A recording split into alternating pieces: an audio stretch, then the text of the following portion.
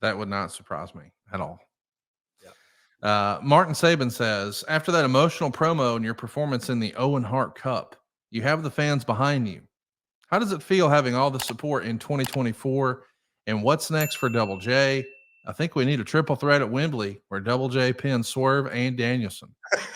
Stacked on top of each other is what I'd like. I don't know about Hit them that. with that Roman Reigns WrestleMania pin. There you go. What is Seriously, you've been this heel forever.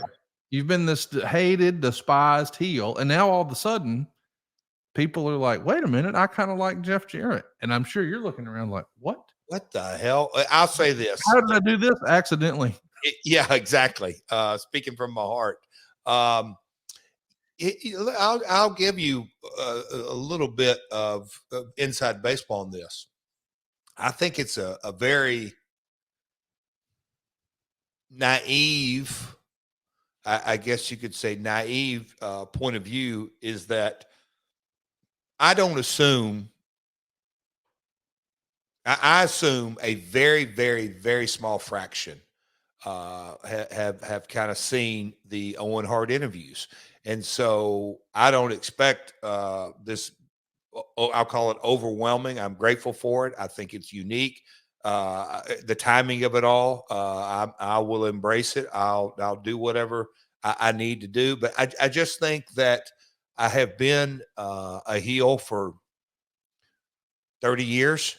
I just don't think overnight, oh man, he did I don't know. So more than anything, Conrad, and I mean this from the bottom of my heart, I'm very curious to see where all this goes.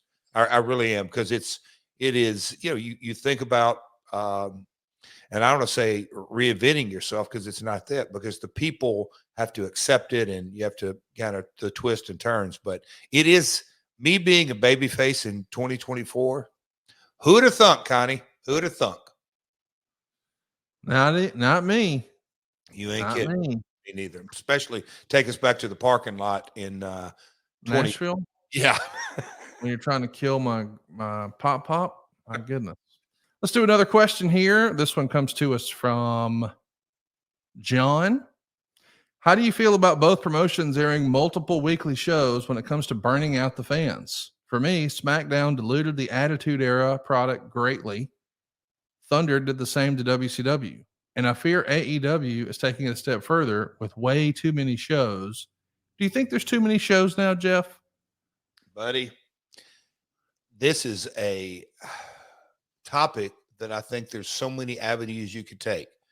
We're doing Ask Jeff Anything, so I'll give you the short answer first. Not only no, but hell no. The long-winded answer is this: because I'll kind of reference the Attitude Era.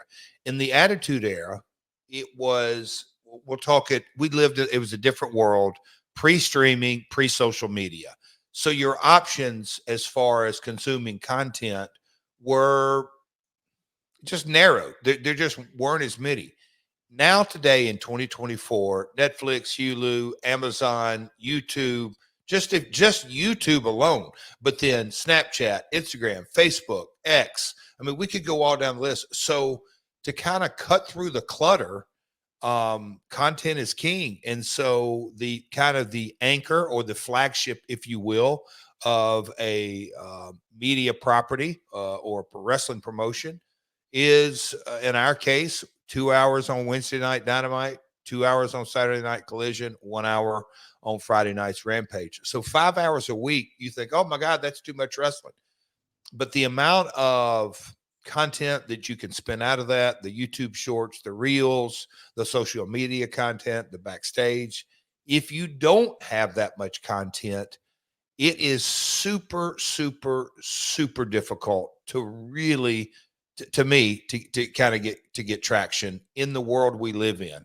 That's on growing a global business. On the other side, you kind of look at the numbers, and I know people do the deep dive on demos, and this week it's up and this week it's down, and viewers, this is up and this is down, and they've gained this much audience or they've lost this much audience. I mean, we could just go round and round and round and round.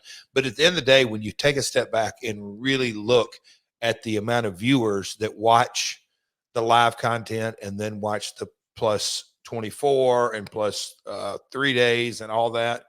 Wrestling, it is in the DNA of not just America, to me, of the world. And so you're going to get paid for it. And so I don't think any businessman, Conrad, somebody walk into your mortgage place and say, hey, man, I'm going to give you a couple of $100 million worth of business over the next 12 months. I just don't see any scenario saying, I'm good. I'm good. I'd rather not have that business. That just doesn't have how the world works. So I get it. And John, at Contrail Staley, I totally understand where you're going. I think the peeling the layer of the onion back for you is that you are not a casual viewer. And so God bless you. I love you. You try to consume all content. And so I think in your eyes, I am not dismissing it. I can see easily how you would say, oh man, the product's getting diluted. The reality is not everybody watches every Wednesday or every Saturday, every Friday. It's just a mixed bag. And you go from every show watcher to every maybe one show a week to casual to, hey, I'm just going to watch the big show. So it's really a cross range. There's my long-winded answer, pal. Let's talk a little bit about Robert's question. He wants to know, can Jeff describe the stroke? People seem to think it's the same as Miz's skull-crushing finale, but it looks more like a regular forward Russian leg sweep. How would you describe the stroke? At RDF _1987, you hit it, pal. Forward Russian leg sweep is the easiest term to say that. But, you can call different moves. What do you call Miz skull crushing finale? That's just kind of a full Nelson forward Russian leg sweep. So there's variations, but I think in layman's terms, forward Russian leg sweep would be the easiest. Why was it called a Russian leg sweep? That's a Wikipedia question, or I don't know. Did Nikita Koloff come up with that? I don't think I've been long before Nikita. I was joking. Hey, Yeah. I want to ask you, how did you come up with the stroke as a finish? Do you remember working with somebody and did somebody say, hey, what if? Did you see it somewhere? Who did you work it out with? How did you name it? Just talk to me about the origins of it.